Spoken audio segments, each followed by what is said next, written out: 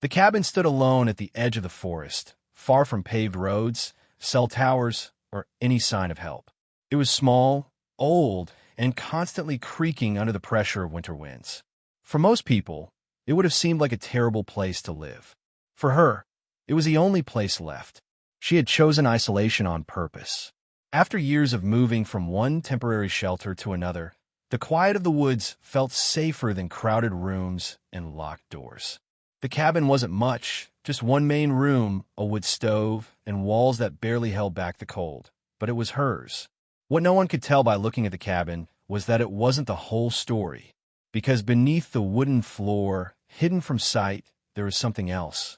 The idea came during her first winter in the cabin. The cold was relentless, slipping through cracks in the walls and freezing the floorboards overnight. Even with the stove burning, heat escaped too quickly. That's when she started digging. At first, it was just a shallow hole beneath a loose section of the floor. But over weeks of careful work, the hole became a small underground room. She reinforced the walls with scrap wood, insulated them with anything she could find, and built a narrow ladder leading down. The earth itself became insulation. Underground, the temperature stayed stable, quiet, and protected from the wind. She never told anyone about it. One evening, as snow began to fall heavier than usual, the old radio crackled to life with urgent voices. Meteorologists were calling it historic, the worst snowstorm in 55 years. Roads would disappear. Power lines would fail.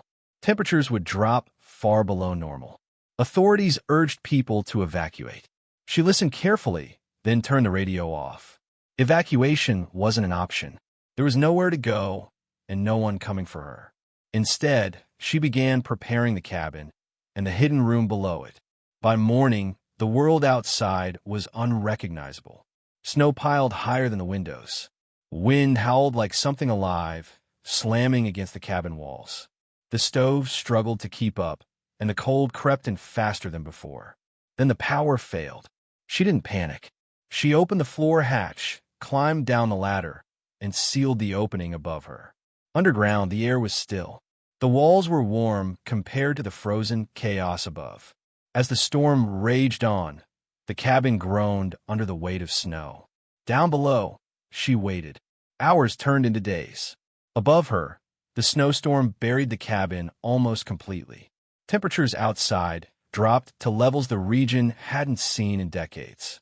But underground, she survived. Wrapped in blankets, surrounded by stored supplies, she realized the hidden room was doing exactly what she had hoped. The earth protected her from the worst of the cold.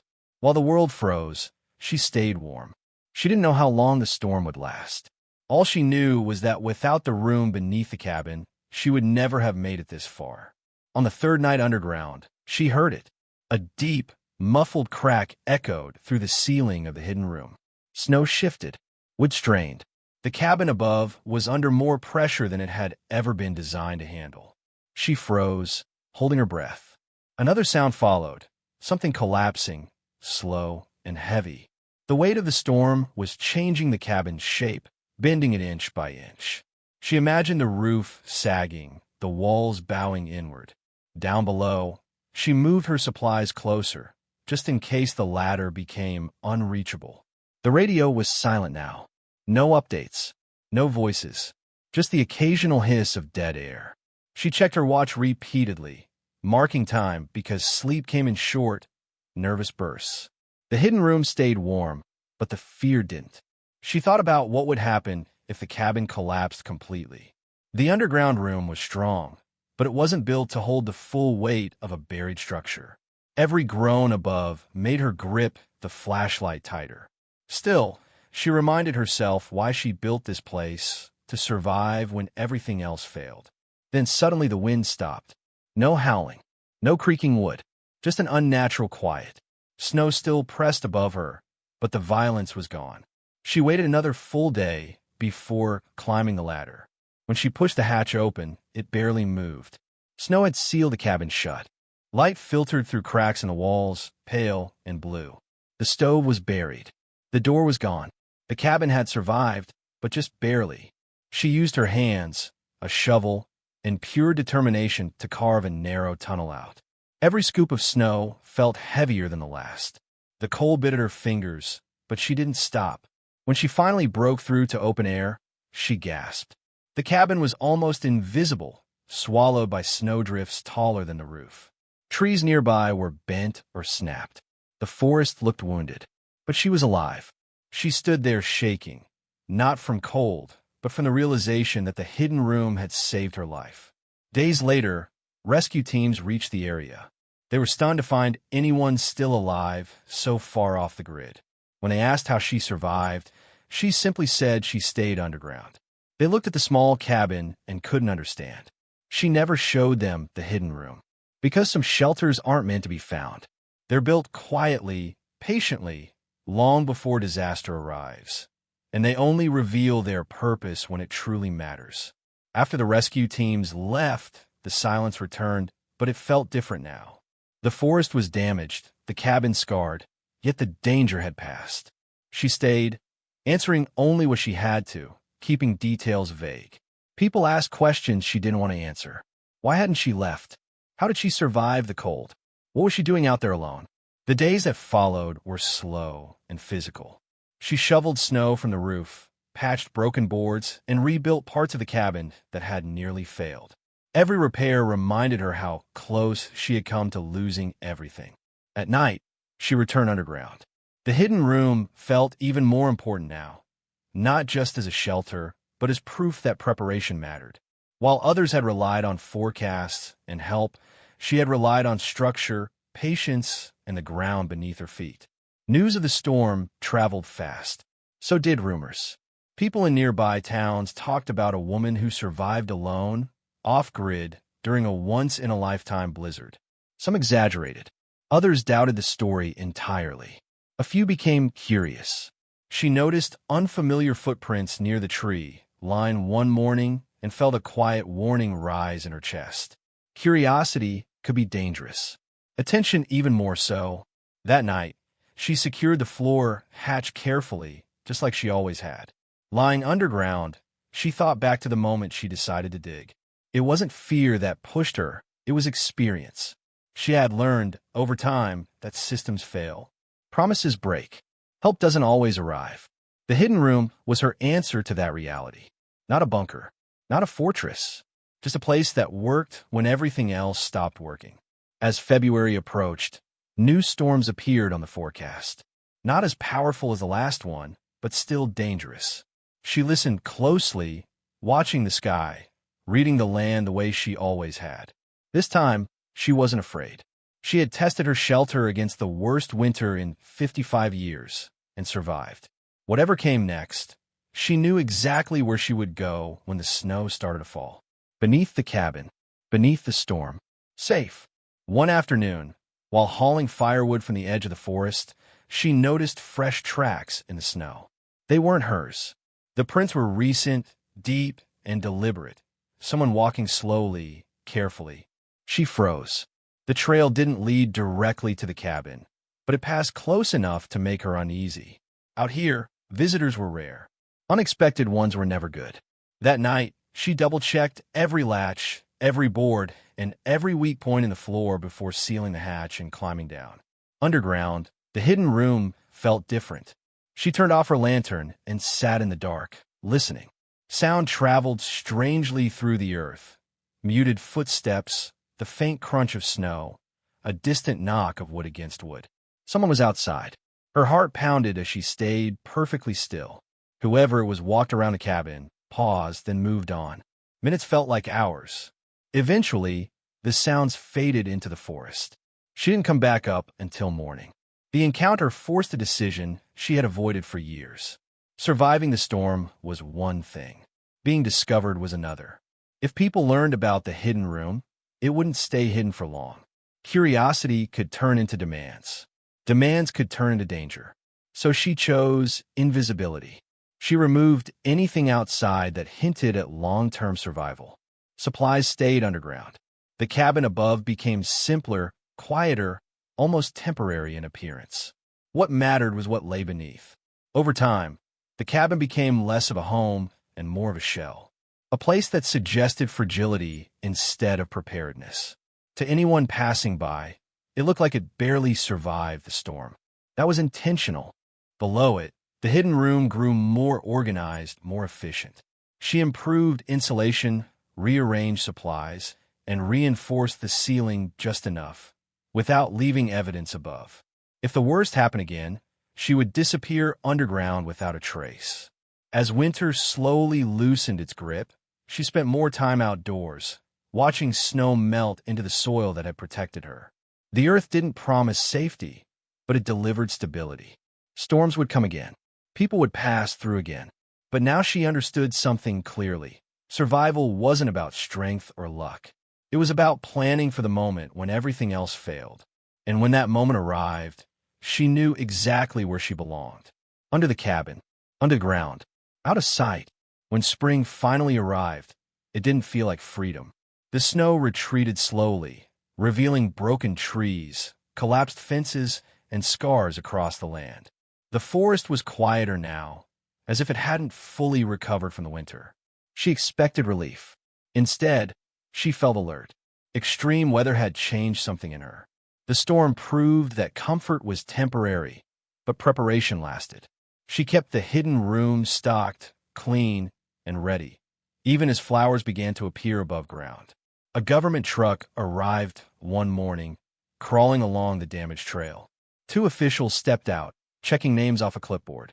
They said they were assessing storm damage and ensuring no one had been missed. She answered their questions calmly. They asked about power, about heat, about how she stayed alive. She pointed to the stove and shrugged. They never thought to look down. That night, she wrote in a small notebook she kept underground. Not a diary, but a record. What worked? What failed? What she would change if another historic storm came? The hidden room had become more than shelter. It was a system. A quiet set of answers to problems most people never thought about until it was too late. She closed the notebook and placed it back on the shelf. Some knowledge was meant to stay buried. By late summer, the signs are back. Unusual temperature drops. Heavy rains. Long-range forecasts filled with uncertainty. Experts debated patterns, but she recognized the rhythm. The land was shifting again.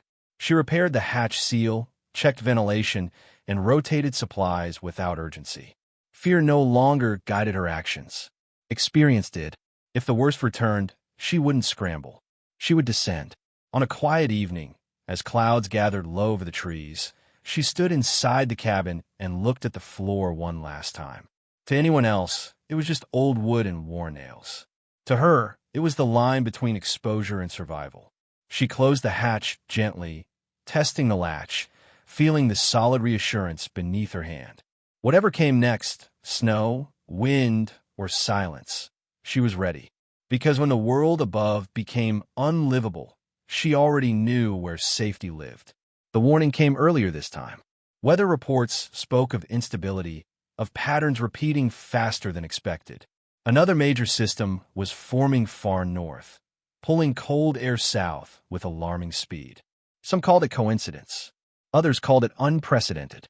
She didn't debate it. She listened, nodded once, and began preparing as if the storm were already on its way. Unlike before, there was no rush. Supplies were already stored. Systems already tested.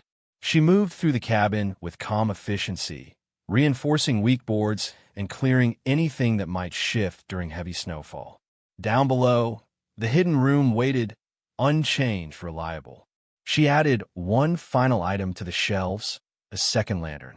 Not because she needed it, but because redundancy mattered. The storm could take anything above ground. Below, she planned for nothing to fail. As the temperature dropped, she remembered the first night of the historic storm. The fear, the uncertainty, the sound of wood screaming under pressure. That memory no longer scared her. It guided her.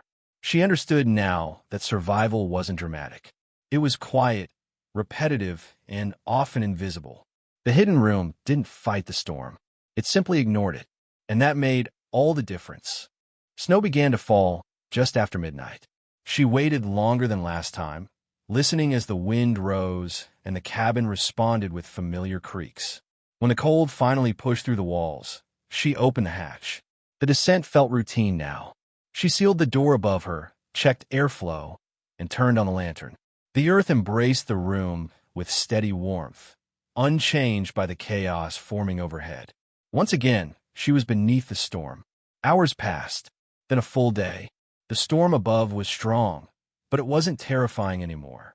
Down below, she rested, read, and marked time without anxiety. The hidden room had earned her trust, not through promises, through proof. While the world outside froze and panicked, she remained steady, knowing that the safest place she could be wasn't visible at all. It was built quietly, tested brutally, and trusted completely. Sometime during the second night, something changed. The sounds above her were sharper now, short, violent cracks instead of long groans. Snow was no longer just piling up. It was shifting, sliding, forcing the structure to give way. Then came the unmistakable snap of a support beam. The cabin was failing. She stood still in the hidden room, listening carefully. Pieces of the structure collapsed one by one, the noise muffled by layers of snow and earth. Dust drifted from the ceiling, but the room held. Above her, the cabin was breaking apart. Below, nothing moved. When the storm finally weakened, she waited. Hours passed with no sound at all. No wind, no creaking wood. Just pressure, heavy, constant, absolute. She climbed halfway up the ladder and pressed against the hatch. It wouldn't budge. The cabin had collapsed completely, sealing her underground. She climbed back down slowly, forcing herself to breathe evenly. Panic wouldn't help. She checked supplies, airflow, and time. Everything was still working. She wasn't trapped. She was protected. Days passed underground with no sense of day or night. She measured time by meals, by lantern fuel, by the slow rhythm of her own breathing. Above her, snow and debris formed a solid barrier. Below, the hidden room remained stable, exactly as she had designed it. She realized something then. If help never came, she could still survive. The thought didn't scare her. It grounded her. When she finally began digging upward, it wasn't out of desperation. It was calculation. The storm had passed. The pressure had stabilized. The moment was right. Progress was slow.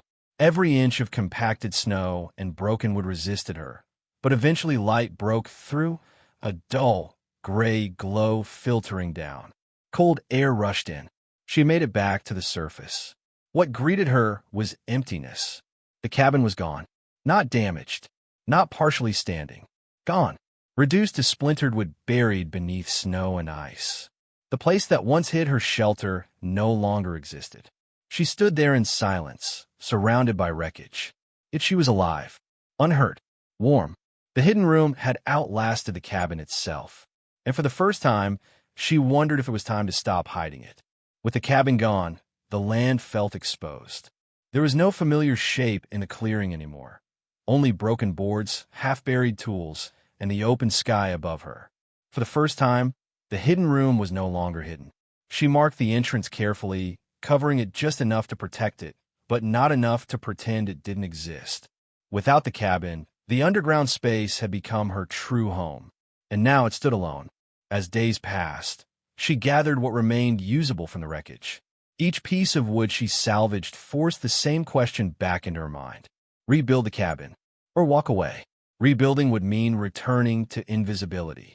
Walking away would mean letting the hidden room remain as proof that survival didn't always look like a house. For the first time, she considered sharing what she had built. Not the location, but the idea. Footsteps returned to the clearing one morning. This time, she didn't hide. A small group of volunteers had come to document storm damage. They stopped when they saw her standing there, alive, calm, surrounded by snow and ruins. They asked how she survived. She looked at the ground beneath her feet and answered honestly. Down there, she showed them only what mattered, not measurements or secrets, but the concept: earth insulation, redundancy, quiet preparation. They listened closely, not because it was impressive, but because it was simple, something anyone could understand, something many people needed, whether they realized it or not. For the first time, her hidden room wasn't a secret. It was a lesson. Weeks later, she left the clearing. The underground room remained sealed, preserved, waiting. She didn't destroy it, and she didn't advertise it. She simply moved on, carrying the knowledge with her. The cabin had failed. The storm had passed. But the idea endured. Some shelters don't stand tall. They stand firm, built quietly, trusted deeply, and remembered long after the snow melts. Leaving the forest didn't feel like escape. It felt like transition. She settled in a small town where winters were still harsh, but predictable. Roads were plowed. Power lines repaired quickly. People trusted systems again. She listened, nodded, and said little.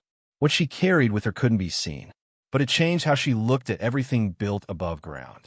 Storm warnings sounded different now. Where others heard inconvenience, she heard patterns.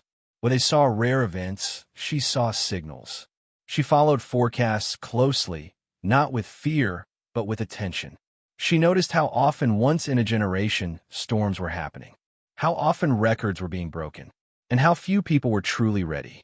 She never gave speeches, never posted instructions, never drew diagrams.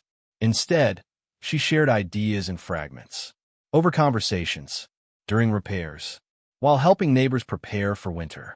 Heat escapes upward. The ground holds temperature. Redundancy saves lives. Most people didn't realize they were learning something important. That was fine. Years later, another major storm hit the region. This time, she wasn't alone in preparation. Basements were insulated, supplies stored, backup plans discussed calmly before the first snow fell. When the storm passed, damage was limited. No panic, no emergency rescues. She watched from her window, quietly satisfied. Not because she had survived again, but because others had too. The worst snowstorm in 55 years had taken her cabin, but it gave her something stronger. It taught her that survival isn't loud. It isn't heroic. It isn't obvious. Sometimes it's a room no one sees, a decision made early, a lesson passed quietly. And when the cold comes again, as it always does, the people who last aren't the ones who fight the storm. They're the ones who plan for it. Eventually, people learn pieces of her story. Not the location, not the design, just the fact that she survived something no one else nearby did. They always asked the same question. Weren't you scared? She thought about the storm, the darkness, the weight of snow above her head. Then she thought about the weeks before it, digging, planning, preparing while everything was still calm. No, she said. I was ready. Readiness, she realized, had nothing to do with stockpiles or gear alone. It was a mindset, a willingness to accept uncomfortable truths early, instead of comforting lies late. The storm wasn't unexpected. System failures weren't surprising. Isolation wasn't new. The only shock was how many people trusted things that had never been tested. She never did. Sometimes, she dreamed about the hidden room. Not the fear, not the collapse, just the stillness, the steady temperature, the feeling of being held by the ground itself while the world above lost control. The room was gone now, sealed forever beneath snow and soil. But its purpose lived on, in every decision she made afterward. Years later, when asked where she felt safest, she never mentioned houses or shelters. She talked about layers, about planning, about humility in the face of nature. Safety, she learned, wasn't a place. It was a process, one that didn't end when the storm passed. The worst snowstorm in 55 years became a line in history books, a statistic, a headline people barely remembered. But for her, it was something else entirely. It was proof that survival often happens out of sight, that the strongest shelters aren't always visible, and that sometimes the smartest place to face the storm is beneath it. Time moved forward, but the memory never faded. Even as new storms came and went, none felt as defining as that winter. The cold had shaped her choices, her habits, and the way she trusted the world around her. She no longer waited for certainty before acting. She planned early. She prepared quietly. She moved before panic set in. The storm had ended years ago, but its lessons stayed. Eventually, she bought a small piece of land far from the forest. This time, she didn't build upward first. She started with the ground. Before walls or windows, she planned insulation, drainage, and shelter beneath the surface. Nothing elaborate, nothing dramatic, just something reliable. If winter ever turned cruel again, she knew where safety would be. Neighbors saw her as practical, maybe overly cautious. She kept extra supplies, reinforced structures before winter, and checked forecast weeks ahead. They didn't know why. They didn't know about the cabin, or the collapse, or the room that saved her life. And she never felt the need to explain. One winter, headlines returned. Another worst storm in decades. Another round of disbelief. Another rush to prepare far too late. This time, though, communities were better equipped. Lessons, some of them hers, passed quietly over the years, had spread. Damage was limited. Lives were saved. She watched the snow fall calmly, warm and prepared once again. The world would keep changing. Storms would grow stronger. Systems would fail again. But she knew something most people learn too late. Safety isn't luck. Survival isn't accidental. And the strongest decisions are often invisible to everyone else. She had lived beneath a storm once, and it taught her how to live through every one that followed. As the years passed, she found herself helping more often, not as an expert, not as a survivor with a story to tell, just as someone who asked the right questions early. Where does heat escape? What happens if the power is out for days? What's your backup if that fails? People answered casually at first. Then they paused. Then they started thinking. That was enough. Without realizing it, a small network formed. Friends shared tips with friends. Neighbors compared preparations. Communities began talking about resilience instead of reaction. No one traced it back to her, and she preferred it that way. The ideas didn't belong to her anymore. They belonged to anyone willing to listen before the storm arrived. One year, winter came and went without drama. No records broken. No emergency alerts. No panic. Still, she prepared the same way she always had. Not because she expected disaster, but because readiness wasn't something you turn on and off. It was a habit, a rhythm, a way of respecting uncertainty. On a quiet night, she stood alone and remembered the moment she first climbed down beneath the cabin years ago. The fear had been real. So had the doubt. But so had the warmth, the silence, the safety. That descent changed everything. It taught her that sometimes the bravest choice isn't to endure what's above you, but to step away from it entirely. The world grew louder over time, faster, more reactive, but she stayed grounded literally and figuratively. She trusted layers. She trusted preparation. She trusted the ground beneath her feet. Because when the noise rises, when systems shake, and when storms return, as they always do, there's strength in knowing that safety doesn't have to be visible. Sometimes it's built quietly, and sometimes it's found beneath it all. Years after the cabin, an earthquake shook the region where she now lived. It was mild by official standards, but enough to rattle windows and wake people in the night. She didn't panic. Instead, she listened to the walls, to the floor, to the quiet signals most people ignored. The structure held. The ground settled. Everything behaved as expected. Preparation wasn't just for snow. It was for uncertainty. Her home looked ordinary from the outside. No heavy doors. No warning signs. No visible reinforcements. The strength was hidden. Insulation ran deeper than code required. Drainage paths were planned for extreme conditions. Backup systems existed even if they were never used. She built for scenarios she hoped would never come. That was the point. One evening, a younger neighbor asked why she always seemed so calm during emergencies. "Don't you ever worry?" they asked. She smiled gently. "I already did my worrying," she said, "before it mattered." The answer stayed with them longer than either of them realized. Time continued to move forward. Winters came. Summers followed. Storms arrived and left. Nothing dramatic happened. And that, she knew, was success. Real preparedness didn't announce itself. It didn't demand attention. It simply reduced harm quietly, season after season. If there was one truth she carried from the worst snowstorm in 55 years, it was this. Nature doesn't negotiate. It doesn't care about plans made too late. And it doesn't reward denial. But it does respect preparation. And sometimes, the smartest response to chaos above is to build calm beneath it. Over time, preparedness stopped sounding extreme. What once felt like overthinking became normal. Backup heaters, extra insulation, plans for days without power. People shared ideas instead of dismissing them. She noticed a shift quietly. The world hadn't become safer. People had become wiser. On rare occasions, when someone truly wanted to understand, she told a simplified version of her story. No drama, no fear, just facts. A cabin, a storm, a room beneath it. Most listeners didn't react right away. The idea needed time to settle. It challenged assumptions about safety and strength. That was always how the truth worked. She learned that the most important systems were the ones no one noticed until they failed. Structural support, thermal mass, redundancy. The hidden room had taught her to trust principles, not appearances. Something didn't need to look strong to be strong.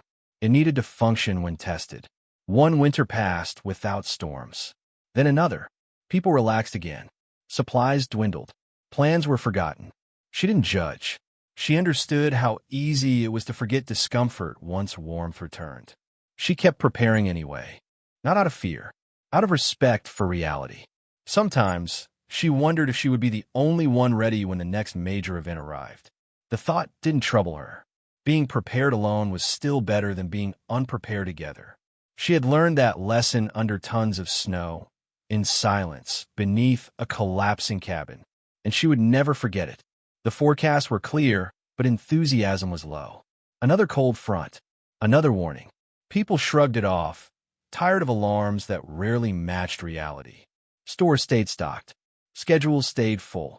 She noticed the same pattern she had seen years ago. Familiarity breeds complacency.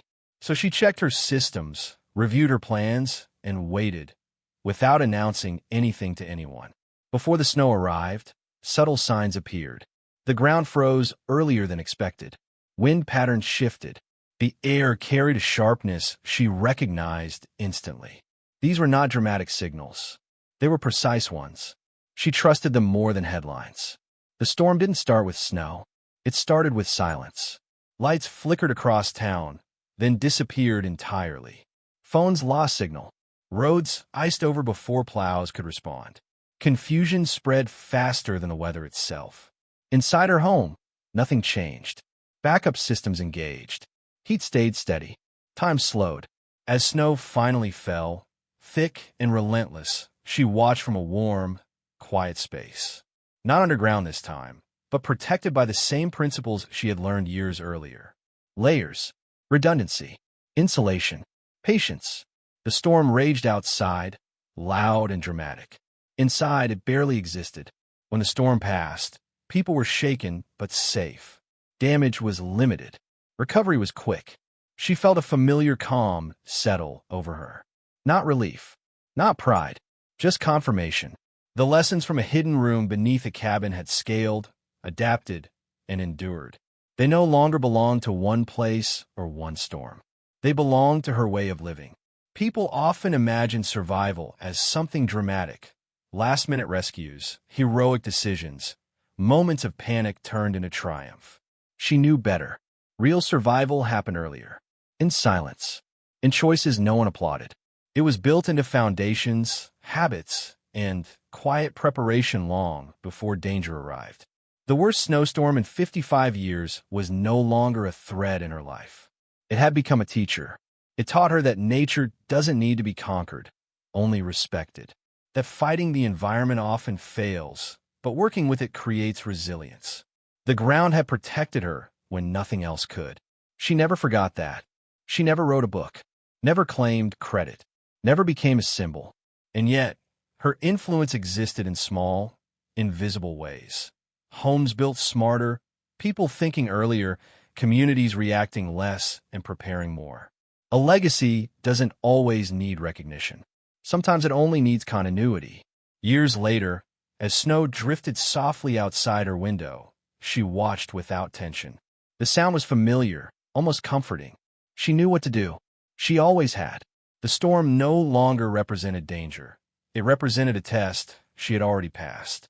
In the end, the story was never about a cabin, or a hidden room, or even a storm. It was about understanding where safety truly comes from. Sometimes the strongest place isn't above ground. It isn't visible. It isn't admired.